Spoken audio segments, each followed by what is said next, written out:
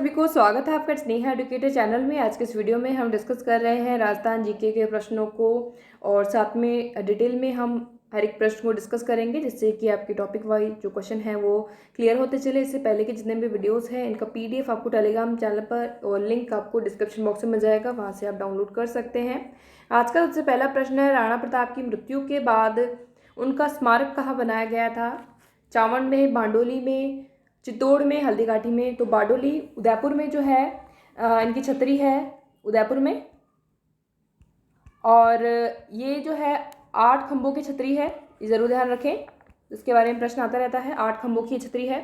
और चावंड से रिलेटेड एक और फैक्ट आप ध्यान रखें, तो चावंड जो है हल्दीघाटी के युद्ध के बाद, हल्दीघाटी का युद्ध जो लड़ा गया था 18 जून 1576 को, उसके बाद इन्होंने जो है चावंड को अपनी नई राजधानी बनाया था। 18 जून 1576 को हल्दीघाटी का युद्ध जो है ये लड़ा गया था, तो ये नई राजधानी थी महाराणा प्रताप की। और बारडोली में जो है इनकी छतरी है या फिर इनका स्मारक है, उदयपुर में है बारडोली। अगला प्रश्न है, राजस्थान में 1857 की क्रांति का आरंभ हुआ था। जो राजस्थान में जो क्रांति का आरंभ हुआ उसके लिए हम बात करें तो राजस्थान में 6 सैनिक छावनियाँ जो थी उस टाइम, उस कौन कौन सी थी? नसीराबाद, ठीक है, नसीराबाद और ब्यावर, नीमच। नीमच अभी जो है एमपी में है, राजस्थान में नहीं है। तीसरी हम बात करें देवली जो टोंक में है, और खेरवाड़ा, एरिनपुरा, ठीक है, एरिनपुरा। इसमें से 6 थी, इनमें से 4 ने ही भाग लिया था इस 1857 की क्रांति में, 2 ने नहीं लिया था। वो कौन कौन सी थी? एक तो खेरवाड़ा और ब्यावर ने इसमें पार्ट नहीं किया था।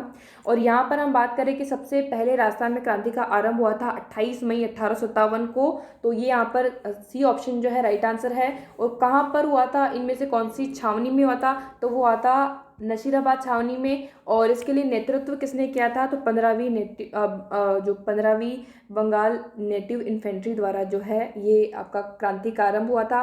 और 1857 की क्रांति के जो प्रतीक हैं वो कौन कौन से, इनके लेकर भी प्रश्न जो है पूछा जाता है, कौन कौन से चिन्ह है? तो कमल का फूल और रोटी जो है 1857 की क्रांति के प्रतीक चिन्ह रहे हैं। और कारण क्या था, तात्कालिक कारण 1857 की क्रांति का? तो वो चर्बी वाले कारतूस। तो ये 2 फैक्ट आप साथ में ध्यान रखें। इसके अलावा जो प्रस्तावित थी भाई 1857 की क्रांति शुरू होनी है, तो उसके लिए जो समय या फिर दिन जो डिसाइड किया गया था वो आपका 31 मई 1857 था। उससे पहले ही शुरू हो गई थी, और ये हुई थी सबसे पहले 10 मई 1857 को मेरठ के अंदर। अगला प्रश्न यहाँ पर है, तो ये जो प्रश्न है इसमें केवल आप ये ध्यान रखें 1857 की क्रांति के समय एजेंट टू गवर्नर जनरल कौन थे? तो जॉर्ज पैट्रिक लॉरेंस, इसमें ध्यान रख सकते हैं।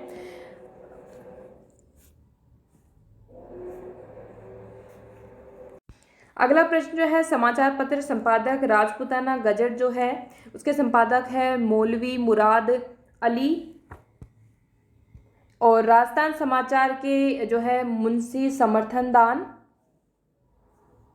सर्वहित समाचार पत्र के जो है पंडित राम प्रताप। और लोकवाणी के हैं देवी शंकर तिवाड़ी। तो यहाँ पर जो ऑप्शन बनता है वो कौन सा हो जाएगा? डी ऑप्शन, ABCD, चौथा, तीसरा और दूसरा, और फिर पहला। अनअकैडमी कोर्सेज को ज्वाइन करने का जो क्वेरीज आपकी आई है मेरे पास, तो उनका सोल्यूशन आप देख पा रहे हैं। सबसे पहला कि RPSC और राजस्थान स्टेट एग्जाम के लिए कौन कौन से कोर्सेज अवेलेबल हैं जिनको आप ज्वाइन कर सकते हैं। तो सबसे पहला RS 2021 फाउंडेशन कोर्स जो स्टार्ट होता है एवरी वेंसडे, और ये टॉप एडुकेटर्स द्वारा जो कोर्स लाया जाता है इसको आप ज्वाइन कर सकते हैं।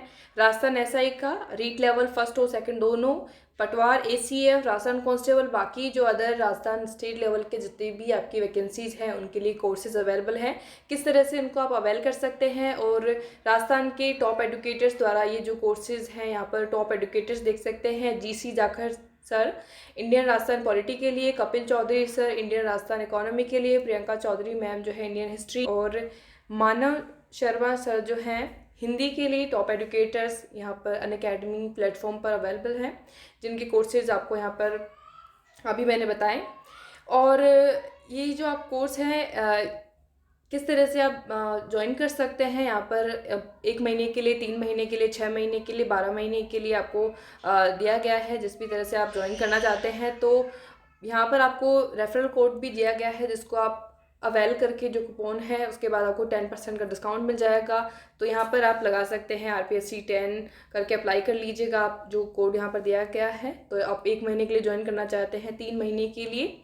और इन कोर्सेज़ की अनअकैडमी प्लेटफॉर्म की के बारे में तो है, सबसे पहले आपको डाउनलोड करना है प्ले स्टोर पर जाकर अनअकैडमी लर्निंग ऐप, इसको आप ओपन कर लेंगे। और यहाँ पर हम बात करें इस जो फीचर्स हैं, स्टडी फ्रॉम होम रहता ही है, एक दूसरा है आप 17 रुपये में जो है अपनी तैयारी पर डे के हिसाब से कर सकते हैं। लाइव डाउट क्लियरिंग सेशन यहाँ पर रहते हैं, structure live and free special classes, EMI appointment option भी अवेलेबल है। और यहाँ पर सभी कक्षाओं जितनी भी क्लासेस होती है उनके नोट्स अवेलेबल होते हैं। और यहाँ पर हम बात करें, आप मोबाइल से अपने फ़ोन से जो है पढ़ सकते हैं। दूसरा ये भी लाइव वीडियो के बाद आपके पास रिकॉर्डेड वीडियो भी उपलब्ध रहते हैं जिनको आप देख सकते हैं। और ज्वाइन करने का लिंक आपको डिस्क्रिप्शन बॉक्स में मिल जाएगा, जहाँ पर आप RPSC स्टेट एग्जाम्स का सब्सक्रिप्शन ले सकते हैं। अगला प्रश्न है, निम्नलिखित शासकों में से कौन सा वर्साय की शांति संधि का एक हस्ताक्षर करता था? वर्साय जो जगह है वो कहाँ पर है? जर्मनी में है। और ये जो संधि हुई थी ये कब हुई थी, ये भी आप ध्यान रखें। तो ये हुई थी 28 जून 1919 को ये संधि हुई थी। और तो इसमें पूछा गया है कि कौन से शासकों में से हस्ताक्षरकर्ता इनमें से रहा है, तो वो रहे हैं बीकानेर के महाराजा गंगा सिंह। सी ऑप्शन यहाँ पर राइट आंसर है।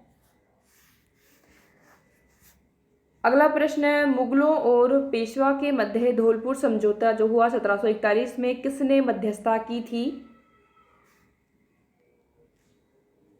तो ये की थी सवाई जयसिंह ने मध्यस्थता की थी इसमें। अर्जुनलाल सेठी द्वारा क्रांतिकारियों को प्रशिक्षण देने के लिए जयपुर में स्थापित जो विद्यालय है उसका क्या नाम था? तो ये नाम था वर्धमान विद्यालय। इसकी स्थापना की गई थी 1905 में। ये भी प्रश्न काफ़ी बार आता रहता है, 1905 में स्थापना की गई थी। तो ये इसका राइट आंसर हो जाएगा वर्धमान विद्यालय। जयपुर प्रजामंडल के निम्नलिखित नेताओं में से आज़ाद मोर्चा का सदस्य नहीं था। आज़ाद मोर्चा की स्थापना जो कब हुई थी? 1942 में। और किसने की थी ये भी आप साथ में ध्यान रखें, बाबा हरिश्चंद्र द्वारा।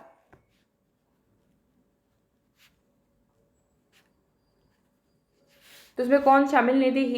हीरालाल शास्त्री, हरीशचंद्र, रामकरण जोशी, दौलतमल भंडारी। तो इसमें हम हीरालाल शास्त्री जो है इनमें शामिल नहीं थे। तो ए ऑप्शन। और हीरालाल शास्त्री को लेकर के जो प्रश्न बनते रहते हैं, फिर आप जानते हैं कि राजस्थान के प्रथम मनोनीत मुख्यमंत्री कौन है? हीरालाल शास्त्री। वृहत राजस्थान 30 मार्च 1949 का उद्घाटन किया गया था। वल्लभ भाई पटेल द्वारा वृहत राजस्थान का उद्घाटन किया गया था। VN गॉडगिल ने कौन से चरण का उद्घाटन को लेकर के प्रश्न बार बार आता है? तो मत्स्य संघ, जिसकी स्थापना 18 मार्च 1948 को हुई थी। तो उसकी जो उद्घाटन है उसका VN गॉडगिल ने किया था। जवाहरलाल नेहरू ने कौन से चरण का जो किया था? इन्होंने प्रथम चरण मत्स्य, VN गॉडगिल ने। और जवाहरलाल नेहरू ने किया था संयुक्त राजस्थान का जो है उद्घाटन इन्होंने किया था। तो ये आप ध्यान रखें, इनके लिए प्रश्न बार बार पूछे जाते हैं। अगला प्रश्न है, मत्स्य संघ 18 मार्च 1948 का राज प्रमुख किसे बनाया गया था? यह आपका प्रथम चरण है। राज प्रमुख बनाया गया था धौलपुर के शासक उदयभान सिंह को। और प्रधानमंत्री बनाया गया था शोभाराम कुमावत को। अगला है, राजस्थान के रेतीले शुष्क मैदान में कौन सा क्षेत्र है जहां आधार चट्टानें सतह पर अनावृत हैं? तो इसमें रेतीले शुष्क मैदान का क्षेत्र पूछा गया तो बनासपेसी नहीं आएगा, शेखावटी प्रदेश नहीं है, नागौर भूमि नहीं है, यहाँ पे हो जाएगा बालू का स्तूप मुक्त प्रदेश। तो ये जाएगा बालू का स्तूप मुक्त प्रदेश। इसके लिए रेतीले शुष्क मैदान में कौन सा क्षेत्र है? अगला प्रश्न है, डांग राजस्थान के किस भौगोलिक प्रदेश का भाग है? तो डांग जो है पूर्वी मैदान का भाग है। और डांग की रानी किसे कहते हैं? करौली को कहते हैं। तो डांग प्रदेश, धौलपुर, भरतपुर, करौली, ये सभी क्षेत्र जो हैं, तो ये डांग प्रदेश हम कह सकते हैं, पूर्वी मैदान का ये भाग है। अगला प्रश्न जो है, तारा बालू का स्तूप निम्न में से मुख्यतः राजस्थान के किस जिले में पाए जाते हैं? तो जैसलमेर, गंगानगर, चूरू, सीकर, जालोर, पाली, जयपुर, दौसा, तो जैसलमेर और साथ में गंगानगर, ए ऑप्शन। अरावली के संदर्भ में निम्नलिखित कथनों पर विचार कीजिए, वह सही उत्तर का चयन नीचे दिए गए कूट से कीजिए। तो पहला है यह प्रमुख जल विभाजक है, बिल्कुल सही है, प्रमुख जल विभाजक ये है। दूसरा है राजस्थान की समस्त नदियों का उद्गम यहीं से होता है, बिल्कुल नहीं, तो यहाँ पर ये गलत हो जाएगा। तो सभी नदियों का यहाँ पर से नहीं होता है, बाकी नदियाँ भी जो राजस्थान में बहती है, चंबल, तो इन बाकी नदियों का जो है इससे नहीं होता है, तो ये आपका दूसरा स्टेटमेंट गलत है। तीसरा, राजस्थान का वर्षा वितरण इससे ही प्रभावित नहीं होता है, ये बिल्कुल गलत है, प्रभावित होता है। चौथा यहाँ पर दिया गया है, तो यह प्रदेश धात्विक खनिजों में समृद्ध है, बिल्कुल सही है। तो यहाँ पर जो पहला और चौथा स्टेटमेंट जो है बिल्कुल सही है, तो ए और डी इसका सही राइट आंसर हो जाएगा। अगला है कोपेन के जलवायु वर्गीकरण के अनुसार राजस्थान के जिलों के निम्नलिखित समूहों में AW प्रकार की जलवायु पाई जाती है। AW प्रकार की, AW से आपने याद कर रखा होगा, अगर आपने वीडियो नहीं देखा है तो आप देख सकते हैं। AW से आप ध्यान रख सकते हैं, AW मतलब आर्द्र, जो जलवायु राजस्थान में मुख्यतः पाई जाती है वो AW से आप आर्द्र को ध्यान रखें, एक ट्रिक से कर सकते हैं। तो आपके दक्षिण क्षेत्र में AW प्रकार की राजस्थान में जलवायु पाई जाती है। CWG को याद रख सकते हैं, जयपुर और जो आपका पूर्वी मैदान है यहाँ पर CWG प्रकार की पाई जाती है। और जो BW HW है वो कौन सी है, वो आपके कौन से क्षेत्र में पाई जाती है, जो आपका रेगिस्तानी क्षेत्र है। BSSW जो कि आपका एस जो डिनोट करता है वो किसको करता है, स्टेपी जो वेजिटेशन है, वनस्पति है उसको, जो आपका अर्ध शुष्क क्षेत्र है उसमें आपकी आती है। तो यहाँ पर AW प्रकार की पूछी गई, तो दक्षिण में कौन कौन से यहाँ पर इसमें हम शामिल करेंगे, तो यहाँ पर देख सकते हैं डूंगरपुर, बांसवाड़ा और झालावाड़, तीनों। अगला हो जाएगा राजस्थान में मावठ की वर्षा द्वारा निम्नलिखित में से कौन सी फसल जो है लाभान्वित होती है। तो मावठ सर्दियों में जो होती है, सर्दियों में यहाँ पर हम बात करें जो गेहूं जो है सबसे ज़्यादा लाभान्वित होती है। निम्नलिखित में से राजस्थान का कौन सा जिला सर्वाधिक औसत वार्षिक वर्षा प्राप्त करता है, झालावाड़।